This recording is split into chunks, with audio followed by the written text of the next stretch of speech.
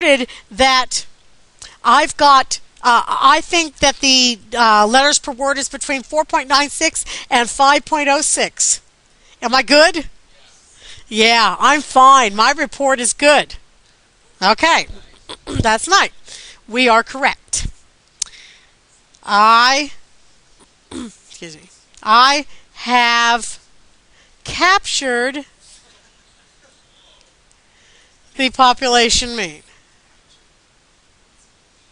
That's the word that's used. Okay. Yes. Uh-huh. We won't always do two standard deviations. 95% is actually 1.960 standard deviations. We will use 95, 90, 99, 98, but we'll get exact standard deviations, and that I will show you tomorrow. I promise. Yes. Yes. All right. Now, let's say I went out and did a sample, and I got for my sample mean 5.08.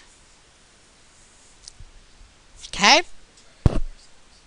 So make your confidence interval of 2 standard deviations. I'll abbreviate confidence intervals of CI with CI.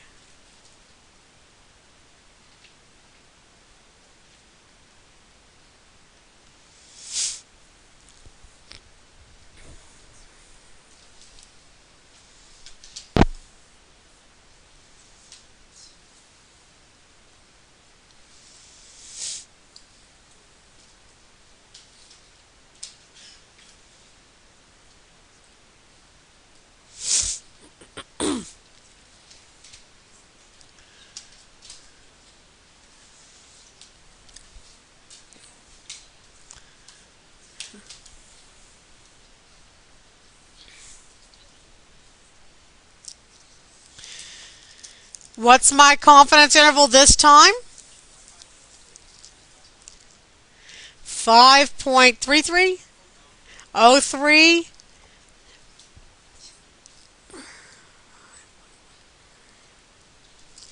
Oh, let me mark that one on my normal distribution here. I'm going to use a different color highlighter. I'm going to put that down here. 5.03 to 5.13. Oh no, is right. I'm in trouble. I am going to tell them that I think that the word length is 5.03 to 5.13 letters, but it's not. It's 5. 5 is not in that interval. Yeah. So with this sample, I did not capture the population mean. Okay, this is what this means.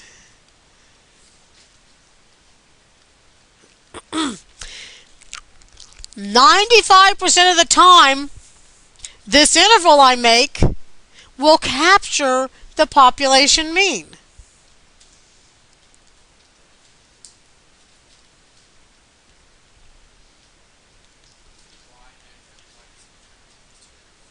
It was 2 standard deviations, plus or minus 2 standard deviations.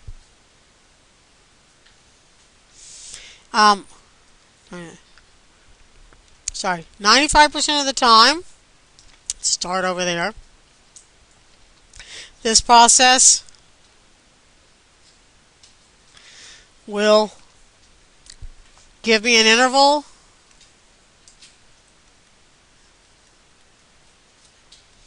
that gets the population mean.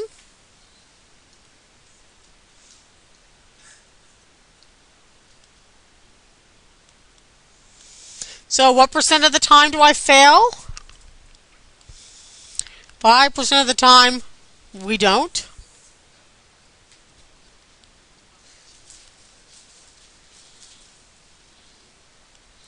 So when I'm in this situation, and I report my interval, and my interval that I report may be 4.96 to 5.05, or it may be 5.03 to 5.13, but I say I'm 95% confident that the mean is between 4.96 and 5.06, or I'm 95% confident that the mean is between 5.03 and 5.13. I never say I'm 100% confident. I say I'm almost sure, but I could be wrong. And that's the way we guard ourselves with confidence intervals. So, hang on. Shh. A good question. What is the answer? If I got the sample mean of 5.01, my answer is I am 95% confident that the population mean is between 4.96 and 5.06.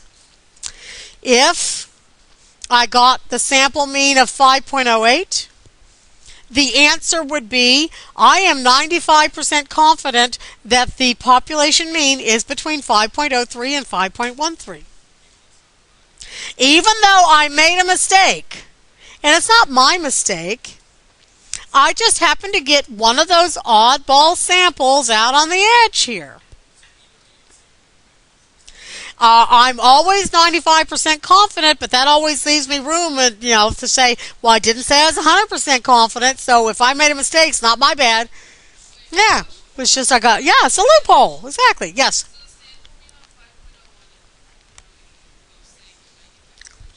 Yes. I only get one sample. Here I got two. Generally, I only get one sample. When you're out polling, you want to poll at a certain place and time. You don't do this poll over and over again. You do this poll at this hour on this night, and you've taken the barometer for that area. Right at that particular time. You get one sample. Your sample's usually going to be one of those samples that falls within my 2 standard deviations of the mean. But occasionally, it will have been one of those other samples, other possible samples, in which case the interval I create, it does not actually contain the population mean. Okay? I know, like we're getting into the theory of this. Okay? All right. So when we make our confidence intervals, well, let's just kind of we'll put a few things together. We'll take a few days. Understanding confidence intervals, I think, is harder than. No, maybe significance tests are harder. I don't know what's going to be harder, to tell you the truth. But anyway, understanding the logic may be harder on this. Okay. So let me make some comments about confidence intervals. This plus and minus 2 standard deviations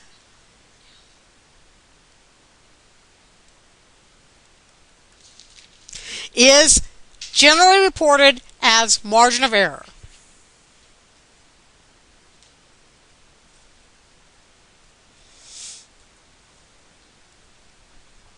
And margin of error is abbreviated M. And so I usually report something plus or minus M. Okay? That's the term used in newspapers and news reporting, but the term used in statistics is is about the size of the confidence interval. It's a little bit different. Pardon me? Oh. Sorry. Jeez. Ah. All right. 95% is called the confidence level.